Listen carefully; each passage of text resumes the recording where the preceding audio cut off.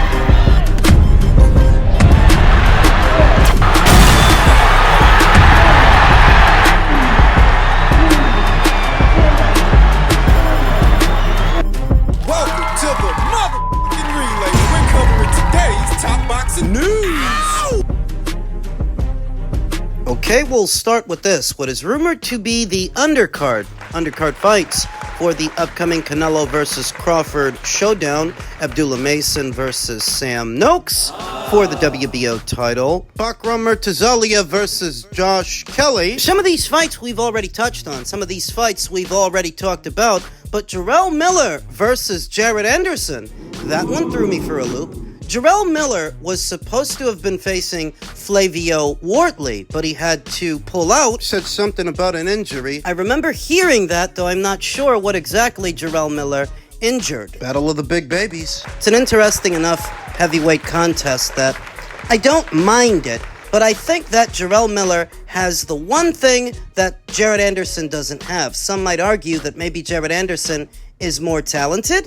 If the rumors are true, and they actually do fight, you might have to give Jarrell Miller the edge for no other reason than perhaps Jarrell Miller wants it more than Jared Anderson. Jared's got a ticker problem, and we've known that for some time. That's a big part of the reason that I picked Martin Bakole to stop him, because Jared Anderson, he doesn't really love this thing. He can do it. He can do it well enough to beat the Marios Coliases of the world. But when the going gets tough for Jared Anderson, he just wants to get going because he doesn't really love this thing. I remember his comments from a little over a year ago that he just wants to get in, make his money, then get out when it comes to boxing. He doesn't aspire to be a world champion or those things. This not being a profession that you can do half-heartedly. If he is so confronted with a over 300-pound Jarrell Miller bearing down upon him, Jared Anderson could once again mentally check out. Some things are established that in spite of his mobility and his athleticism, Jared Anderson doesn't really have heavyweight power. I don't think he can stop Jarrell Big Gravy Miller. Big Gravy! I don't think Jared Anderson can knock him out. And given that Jarrell Miller, in spite of his size, is a quite persistent pressure fighter, Big Gravy!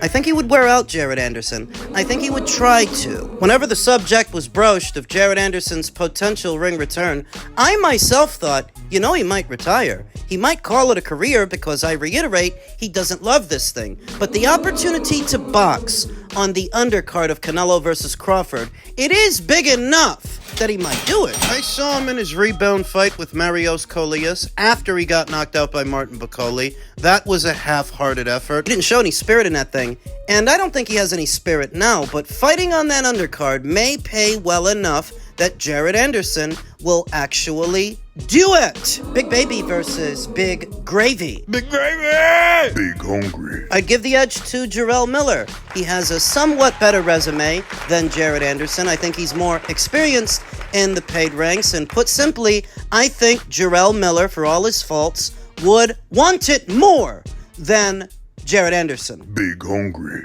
Don't get me wrong, okay? He's a good fighter, a great fighter. I always say before I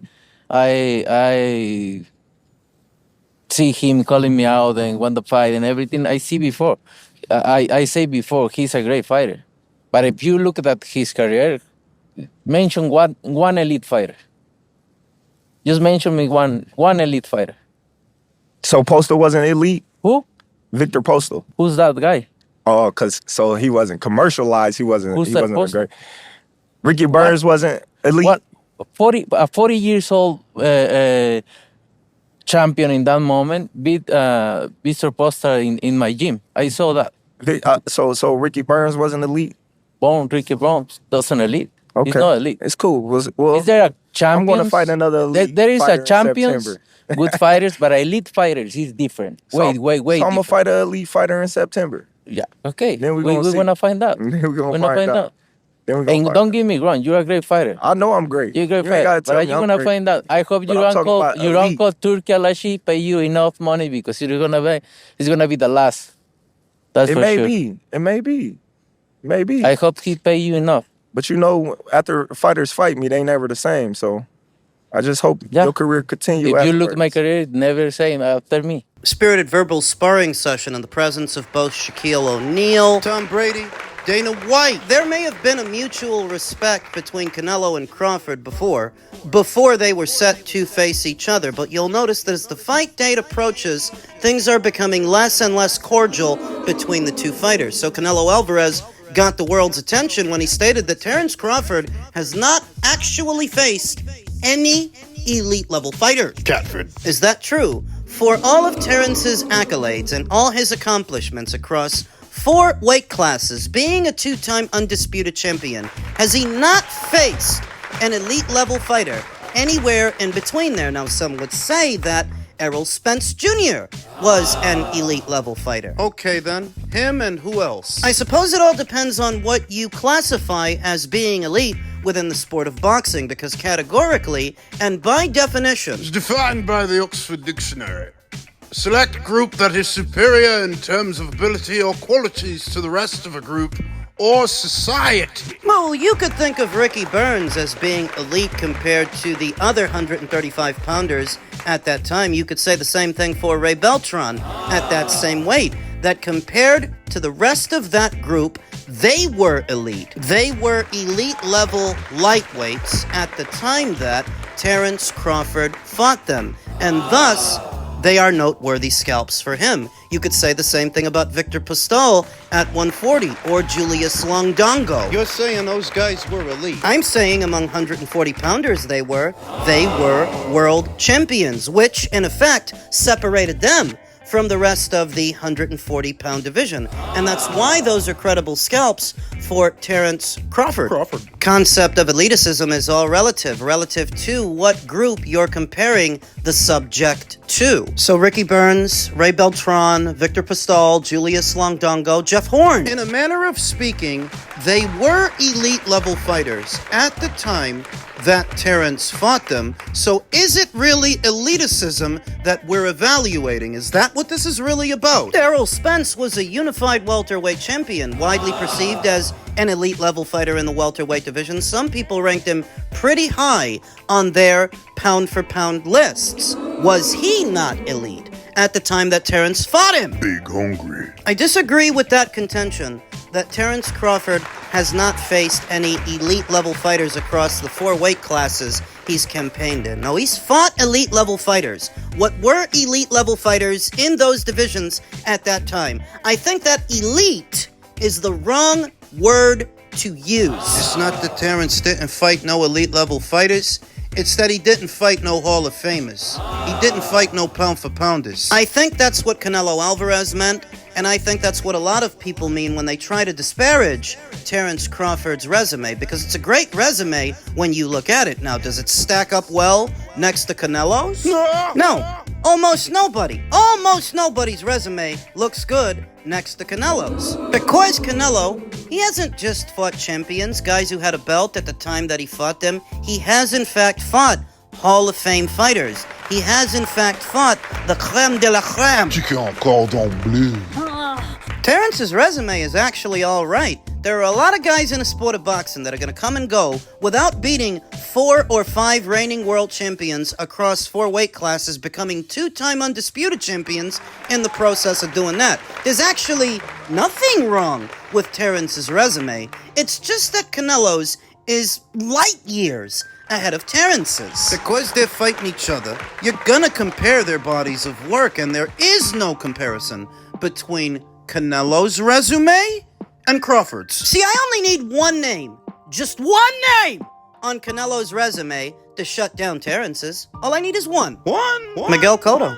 The name of Miguel Cotto is a better name from a more proven fighter and a Hall of Fame inductee. He's a 4-weight world champion. That's more than we can say about anybody that Terence fought. Miguel Cotto was a champion at junior welter, junior middle.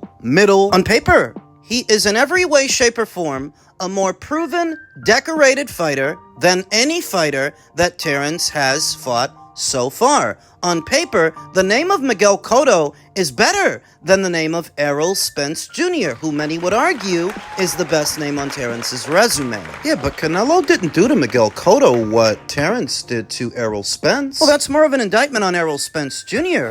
than it is an indictment on Canelo. Canelo was facing a better fighter than Errol in Miguel. What makes Miguel a better fighter than Errol? Look at their track records. Miguel Cotto was a champion in 4 weight classes. Errol was only a champion in 1. The beating that Errol Spence Jr. took at the hands of Terence Crawford is not dissimilar from the beating that Miguel Cotto took at the hands of Antonio Margarito, at the hands of Manny Pacquiao. Now, what separates them? Cotto came back. When Antonio Margarito beat Miguel Cotto from pillar to post, forcing him to take a knee, that was not the end of Miguel Cotto. When Manny Pacquiao beat him to a bloody pulp, that was not the end of Miguel Cotto. He battled on, avenged his loss to Antonio Margarito, eventually became a middleweight champion, and after that... You know that when Canelo beat Miguel Cotto, that was not the end of Miguel Cotto. And if you saw that fight, if you remember, you could argue that Cotto gave Canelo a better fight than Callum Smith, than Billy Joe Saunders, than Caleb Plant, than Sergey Kovalev, because he was a little bit more than just a world-class fighter or an elite-level fighter. And this is what separates the fighters that Canelo fought from the fighters that Terence fought. And after Canelo beat Miguel Cotto in what was a competitive fight, a tight fight, that was not the end of Miguel Cotto. He moved down in weight and became WBO junior middleweight champion. Why does that make him better than Errol? Because Errol lost 1 fight, and that seems to be it. That's all, folks. He loses 1 fight, and he's done. Finished. Career over. Miguel's been beaten how Errol's been beaten, but that was not the end of him. That was the end of Errol, because Errol's not as good a fighter as Miguel Cotto. And that's a big part of what makes Canelo's resume light years ahead of Terence's. These are the kind of guys that Canelo's been fighting. He fought Miguel ages ago. Golovkin is also a better name than the name of Errol Spence Jr. Gennady Golovkin has more recorded title defenses of his alphabet titles than Errol has of his, even though they've both only been champions at 1 weight. Gennady is a 2-time middleweight champion. Errol is not a 2-time welterweight champion. Yeah, but Canelo didn't do to Gennady what Terence did to Errol. This again. I told you. Gennady is a higher caliber of fighter than Errol, so no, Canelo didn't ragdoll him. He didn't beat him from pillar to post because he's a better fighter than the fighter Errol Spence Jr. is. And Errol is the best name on Terence's resume, so what does that tell you? That tells me that Canelo's resume is better. Now, I understand that in the sport of boxing, often dubbed the theater of the unexpected, resumes don't always tell the story, because Vasily Lomachenko had a better resume than Teofimo Lopez, but who won? Teofimo Lopez had a better resume than George Kambosos, but when they fought, who won? George Kambosos had a better resume than Heaven Daney, but when they fought, who won? Devin. So I understand that resumes are little more than just an insight. They don't always tell the story, the whole story. But if we are going to compare Terence's resume to Canelo's, well, there is no comparison. Canelo's is better. That doesn't mean that Terence never fought any good fighters or that he never faced any elite fighters. It's just that Canelo faced more of them, and a better grade, an even better grade of fighter than the fighter that Terence is used to. You know, Terence actually said it best. If you don't think that Terence has fought an elite-level fighter before, well, he's about to. Because Canelo is elite, right? Right. A 4-weight world champion, currently undisputed, a 2-time super middleweight undisputed champion. He's elite, and Terence is about to fight him, so there's no excuses for Canelo to lose or for Canelo to underperform. There's no excuse for Canelo to not knock this guy out, because according to Canelo, Terence never even fought an elite-level fighter. So what does that say about you? If him moving up 2 weight classes a year out from his last fight, you can't stop him? You better. Look, I mean, I think I really do think the fight. I mean, look, the fight can go either way, guys. Either Crawford gets on his bicycle because Canelo hits too hard, just like we saw with Skull, or there's another scenario that can happen where Crawford can make Canelo look bad, just like Mayweather did, okay, and just took him to school without running. Or we'll see, Canelo just annihilate him because of the weight. You have to remember that Crawford is a 47-pounder or 54-pounder, coming and Canelo has fought he's probably weighed 200 pounds in the ring at one point. So and it makes a huge difference, guys. 1 pound, 2 pounds, 3 pounds makes a huge difference. So especially at the elite level. So I think it's a great fight. I just think that the press conferences were freaking lame. Why? Just because it was all staged. I mean, come on, guys. Look, if you want to see Canelo pissed off, take a look at my press conference. With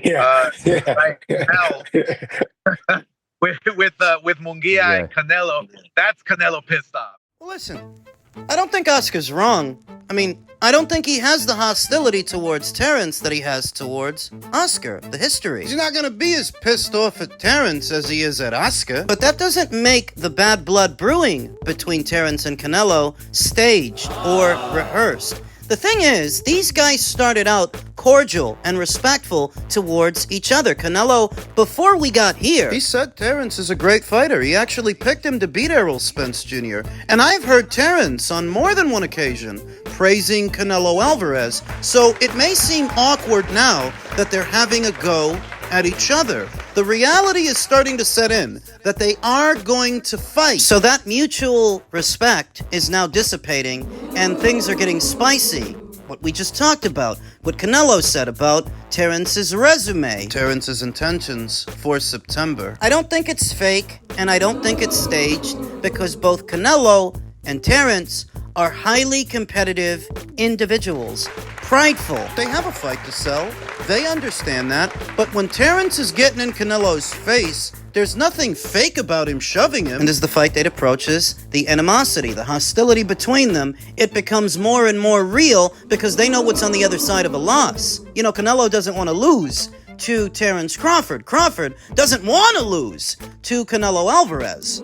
As the fight date draws closer, so does the animosity between them. I don't think it's fake or staged. I think it's just not pent up and not as long-standing, thus not as organic as the hostility Canelo has had for some other fighters. And you know that Oscar, for hate of Canelo Alvarez, is going to poo-poo on this thing in whatever way he can. So he says that the press conferences are lame, even though he knows that the excitement for the fight is building. And what's more lame, Oscar? The press conferences for this fight, or your star pupil, Ryan Garcia, taking the rest of the year off after losing a Rollie?